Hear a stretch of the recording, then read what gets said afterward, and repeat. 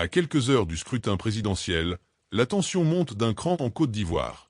Entre blocages signalés dans certaines villes, déclarations politiques contradictoires et craintes d'affrontement, le climat est plus que jamais sous pression.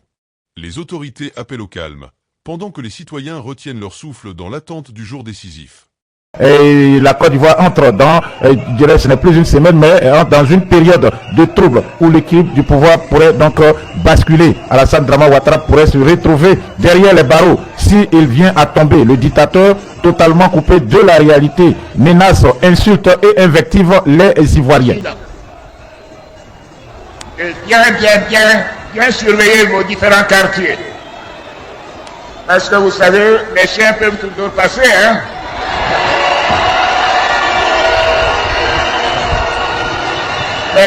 Alassane Draman Ouattara qui traite les opposants, qui traite les Ivoiriens de chiens. Le titre donc aujourd'hui du RDA de sa campagne, c'est « Les chiens aboient, la caravane passe ». Les chiens aboient, la caravane passe. Pour Alassane Draman Ouattara, les chiens aboient, les Ivoiriens aboient, ils parlent beaucoup sur les réseaux sociaux, ils sont très actifs sur les réseaux sociaux, ils parlent, mais lui il s'en fout, il n'a rien à cirer, il avance. Imaginez-vous dans un pays normal, est-ce que le président aurait pu s'adresser ainsi aux citoyens? Et ce monsieur, ça fait déjà plus de 5 ans qu'il a fini son mandat et devait avoir rendu le tablier et se maintient par la force. Il terrorise, il intimide les Ivoiriens. Bon, peut-être qu'ils sont terrorisés et intimidés, peut-être que j'ai utilisé les bons mots, mais le peuple ne réagit pas face aux injures, face donc à l'humiliation qui est collective, face aux brimades, face aux intimidations, face aux assassinats. Plusieurs personnes ont été tuées et même depuis quelques jours, ou en tout cas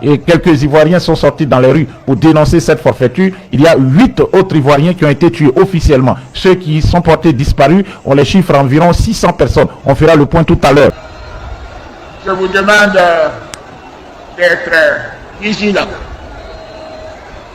Et bien surveiller vos différents quartiers.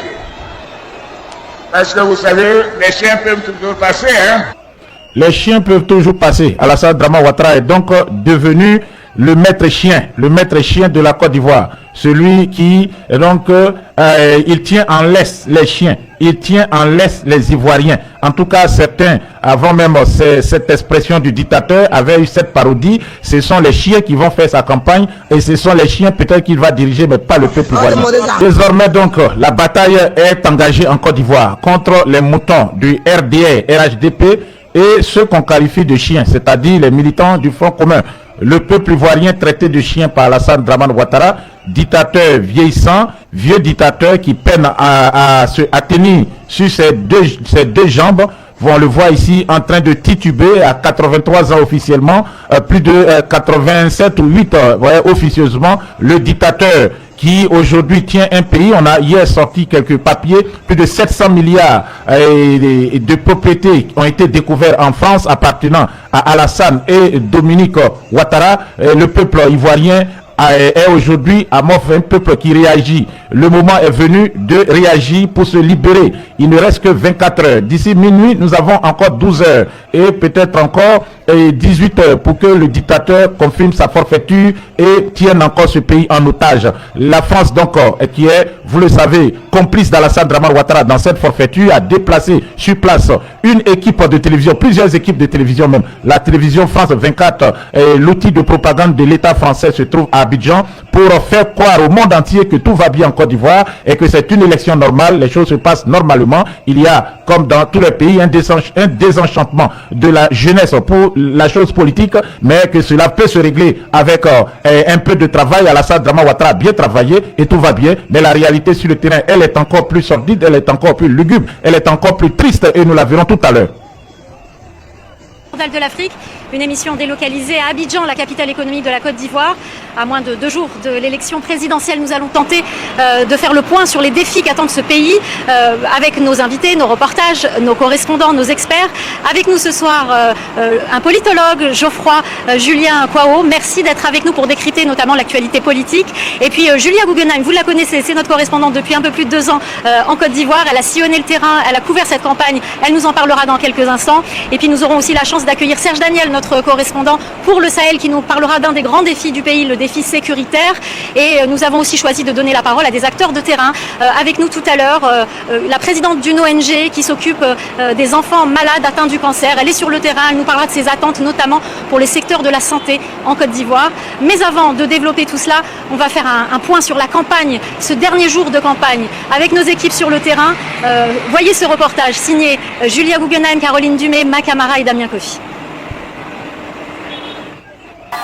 Dans la commune d'Abobo, fief historique d'Alassane Ouattara, c'est l'effervescence. Toute la zone vibre aux couleurs du président candidat.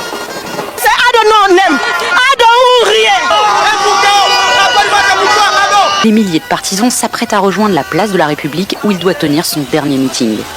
C'est la stabilité, Ado parce que c'est la prospérité, Ado c'est pour une grande nation ambitieuse et solidaire. Alassane Ouattara a fait ses preuves. L'ambiance était festive également dans la deuxième ville du pays, à Bouaké. Si Jean-Louis Billon n'a pas le soutien du PDCI, cela ne l'a pas empêché de donner rendez-vous à ses militants au cœur du pays baoulé, fief historique du plus vieux parti de Côte d'Ivoire. C'est le candidat idéal parce qu'il ose le changement. Et c'est la nouvelle génération, dont nous aspirons à une nouvelle génération.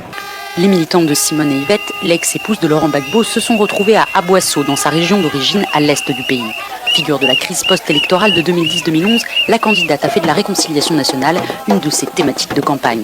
Après qu'un pays ait traversé une calamité comme celle que notre pays a connue depuis la crise post-électorale de 2010, il faut une personne pour une alternance pacifique. Une thématique également importante pour Henriette Lagou, qui a choisi la commune de Yopougon à Abidjan pour son dernier meeting, ainsi que pour Awa Donmelo, qui est élu à Mbapo dans le sud-est du pays. 15 ans après, ces violences restent un traumatisme dans l'esprit de nombreux Ivoiriens. Dans cette gare d'Abidjan, plusieurs d'entre eux nous ont confié préférer quitter la ville en cette période électorale. À cause de la situation actuelle, à cause de ça, voilà. Donc, on peut faire rentrer pour ne pas revivre les mêmes scénarios de 2011 et 2010. Plus que 2 jours avant l'heure de vérité, où 8,7 millions d'Ivoiriens seront appelés aux urnes pour départager les 5 candidats. Vous avez écouté ce reportage de la télévision française qui a déployé une équipe spéciale à Abidjan avec des correspondants, des reporters sur le terrain. Et ces reporters, vous avez vu, ont fait un travail biaisé. Ils sont allés donc vers ceux qui faisaient la campagne, vers les militants du RDR d'Alassane Dramane Ouattara, mais ils n'ont en aucun cas, à aucun moment parlé des manifestations sur le terrain, car il y a une grande majorité de la population ivoirienne qui refuse cette forfaiture du 4e mandat d'Alassane Dramane Ouattara et qui a manifesté. Il y a eu 8 morts. On a pu documenter ici ces morts, mais ces médias mensonges n'en ont jamais parlé. Et puis surtout, ils n'ont en tout cas pas fait cas de plus de 1000 personnes qui ont été enlevées par le régime et qui sont détenues au secret, pour certains interrogés par des babouzes. Nous comprenons donc ici qui fait quoi et surtout qui roule pour qui. Mais les Ivoiriens, au moment opportun, seront donc choisis. Ils seront dire, voilà, ce qui est en tout cas la vérité. En tout cas, sur le terrain, nous revenons sur le terrain, car c'est au peuple de Côte d'Ivoire de se battre pour arracher sa liberté. C'est au peuple ivoirien de continuer son combat pour être libre de vivre en paix dans son pays, de pouvoir travailler, de pouvoir s'éduquer, de pouvoir avoir ses enfants, de pouvoir s'occuper de sa famille, de pouvoir étudier, faire tout ce qu'il veut dans leur pays, dans leur propre pays. Alassane Dramane Ouattara et sa clique, ils iront dans leur pays. Alors, chers frères et sœurs, comme vous le voyez, situation tendue aujourd'hui, même si elle est calme en tout cas, et à certains endroits, on fera le tour. D'abord, on commence par les états-majors des partis politiques. Le PPACI du président Laurent Gbagbo, le Parti des peuples africains Côte d'Ivoire, tient une importante réunion ce jour au siège du parti à la Riviera Bonounet. Le professeur Sébastien Dano Djedje, président exécutif du Parti des peuples africains Côte d'Ivoire, en abrégé PPACI, convoque l'ensemble des membres du secrétariat général à une réunion extraordinaire qui se tiendra aujourd'hui, vendredi 24 octobre 2025, à 15h précises au siège du parti, 6 à la Riviera Bonounet. Ordre du jour, information urgente à partager. Nota bene, la présence de tous les membres du secrétariat général est rigoureusement exigée, fait à Abidjan le 23 octobre. Donc l'état-major du PPACI se réunit, ce n'est pas le président Gbagbo, ce n'est pas le comité de stratégie, c'est le secrétariat général, exécutif du parti qui va se réunir pour prendre des décisions à 24 heures du scrutin ou de ce qui était censé être un scrutin. Ils vont se réunir, on ne sait pas donc ce qu'ils vont dire. Peut-être nous serons là pour vous retransmettre donc la conférence de presse qui suivra cette réunion du Parti des peuples africains Côte d'Ivoire. Quant au PDCI RDA, le président Tidiane Thiam était hier sur les plateaux d'une chaîne de télé en France. Le président Thiam a pris la parole, il a tenu donc à mettre les choses au clair concernant les mensonges et les accusations du RDR d'Alassane Dramane Ouattara qui accuse le président Thiam d'avoir appelé à l'insurrection en Côte d'Ivoire. En effet, depuis que les jeunes sortent, c'est pas quelqu'un qui les a appelés, ils sont sortis d'eux-mêmes. Parce qu'ils voient que ce qui se passe dans le pays, ce n'est pas du tout bon.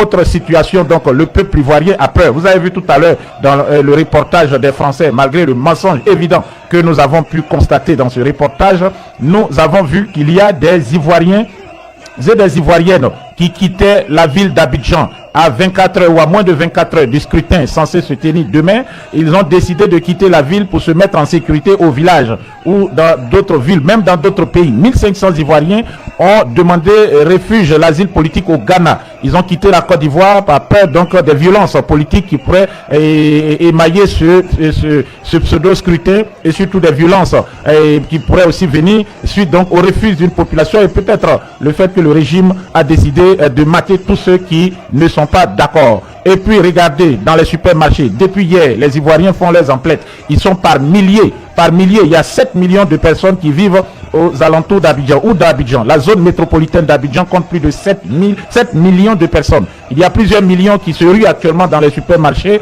et aussi les points de vente pour s'approvisionner en aliments, en médicaments, en eau. Et puis certains vont aussi profiter pour retirer de l'argent des banques. Certains même iront jusqu'à retirer toutes les économies des banques parce qu'on ne sait jamais ce qui peut se passer. Vous voyez donc qu'il y a une situation de peur actuellement en Côte d'Ivoire. La tension est palpable. Le compte à rebours pour cette date du 25 octobre est déclenché donc depuis je dirais 0 heure. Nous sommes à moins de 12 heures donc de ce 25 octobre, samedi 25 octobre 2025 et de toute la journée il y aura des tensions dans le pays. Donc veillez vous préparer si vous êtes en Côte d'Ivoire, préparez des provisions, préparez de l'eau, ayez du pain, ayez des médicaments. Ne sait-on jamais, le calme précaire que vous observez peut être un calme avant la tempête. Il faut donc vous préparer, ayez des vivres, ayez ce qu'il vous faut pour en tout cas tenir quelques jours, le temps que si la situation venait à déborder, elle puisse donc se normaliser et vous pouvez rentrer chez vous. Le peuple ivoirien d'un autre côté est en tout cas mobilisé.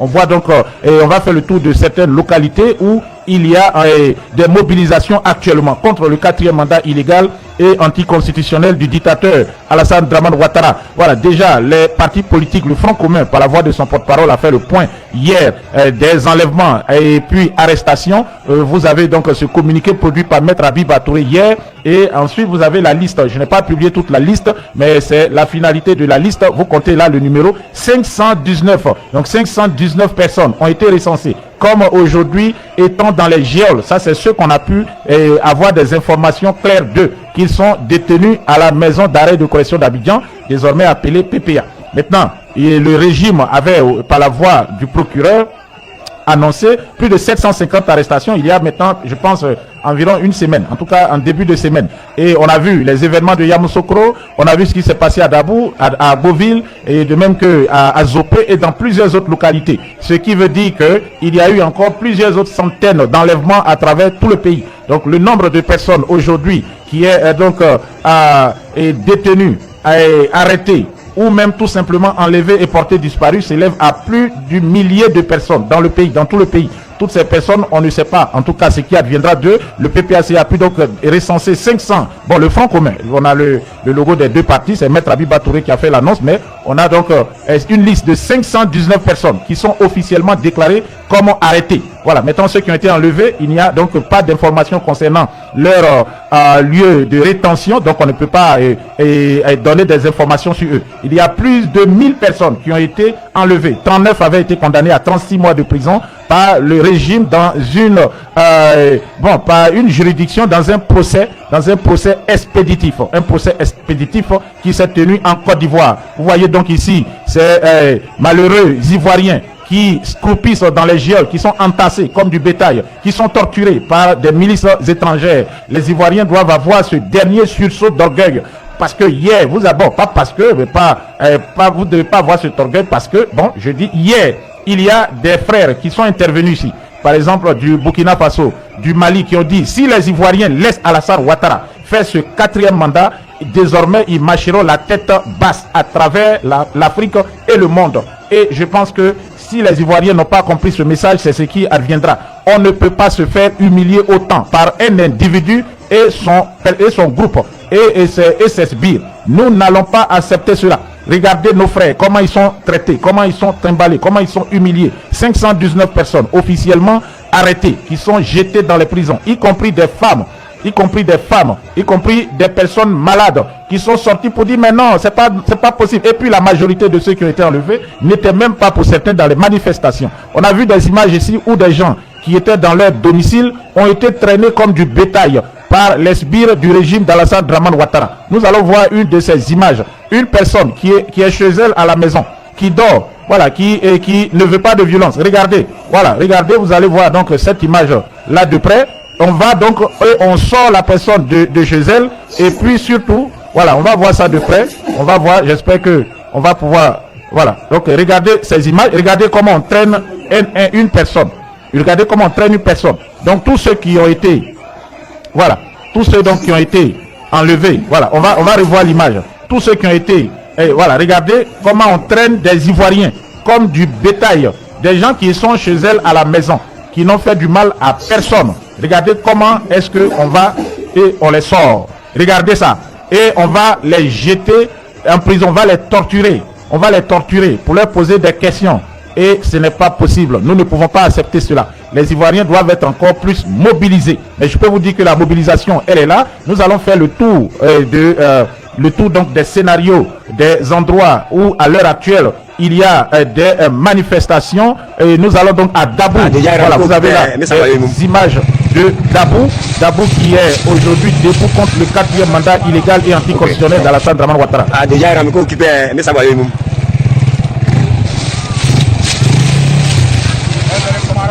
Ok.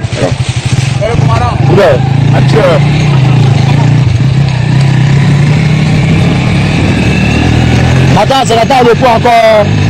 À tout coup, on laisse pas. C'est la table de poids encore. Vraiment, tu vas prendre drap. Cette année-là, non, on a au Koï, bon. Tu as monté, tu as descendu. On a au Koï. Voilà. Chaque jour que Dieu fait ici, on a un mouvement. Chaque jour, on a un mouvement ici.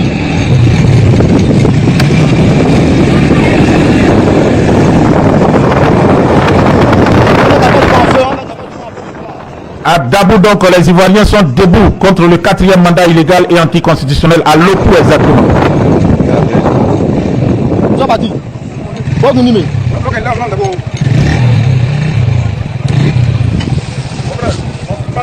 On va quoi? Pourquoi on ne filme pas? Elle ne peut pas nous filmer. Voilà, elle ne peut pas nous filmer. Et là, c'est deux bro. Et nous, on a au Koï. Alors, devant, tu as filmé. Non, elle dit bien. Nous, on sorti. Nous, on sort dans le dos.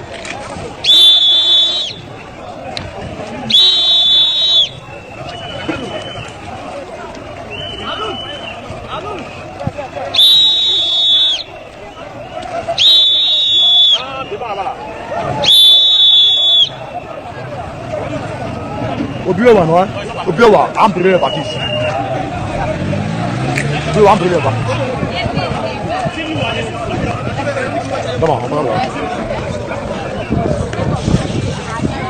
Voilà, les tensions sont palpables donc dans cette région, c'est aux alentours d'Abidjan. Je tiens aussi à donc vous annoncer que 5 camions remorques ont été incendiés dans la nuit du 22 au 23 octobre 2025 sur la route qui relie Dabou, où nous voyons des événements se dérouler actuellement à Grand Laou, après que des individus armés non identifiés ont intercepté les véhicules aux abords des villages de Boubouri et d'Agbaï. Donc 5 camions remorques incendiés entre Dabou et Grand Laou. La commission électorale indépendante de l'Ozoa, dans la même localité, a été incendiée. Les manifestations, en tout cas Dabou, continuent. Plusieurs jeunes sont donc debout, clairement opposés au 4e mandat illégal et anticonstitutionnel d'Alassane Dramane Ouattara. Ils sont là. Voilà, vous voyez donc les forces de défense, en tout cas les milices du régime, aux prises avec les jeunes dans cette localité. Regardez ces images.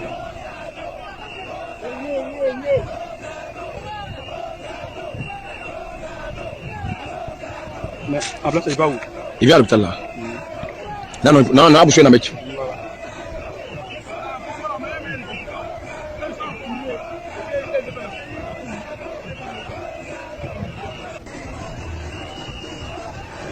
Voilà, alors on peut voir donc le face-à-face entre les milices du régime que vous voyez de l'autre côté et puis d'un autre côté, voilà, donc on a une ambulance qui se faufile, qui arrive quand même à pouvoir passer. C'est donc les instructions qui ont été données, les ambulances doivent pouvoir passer, il ne faut pas empêcher aux ambulances de pouvoir circuler. Donc une ambulance qui passe, les jeunes gens sont donc debout et mobilisés contre le 4e mandat. Voilà, nous voyons encore des barrages érigés à plusieurs checkpoints dans cette localité. Dabou donc qui est debout contre le 4e mandat, et nous allons à l'est de la Côte d'Ivoire. On a aussi d'autres localités là-bas qui sont en ébullition, telles que la ville d'Abangourou, où très tôt ce matin les écoles d'Abangourou ont été donc voilà, toutes les écoles dans cette localité ont été délogées. Les élèves sont rentrés chez eux à la maison.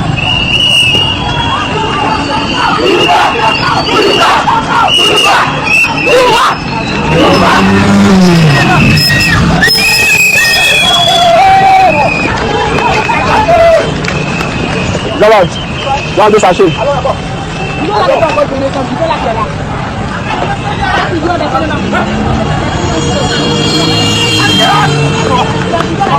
Voilà, la ville d'Abangourou aujourd'hui, 24 octobre 2025, mouvement d'humeur des élèves des lycées et collèges qui ont donc été délogés, qui rentrent à la maison. On voit ces élèves donc, qui envahissent les rues et qui chantent.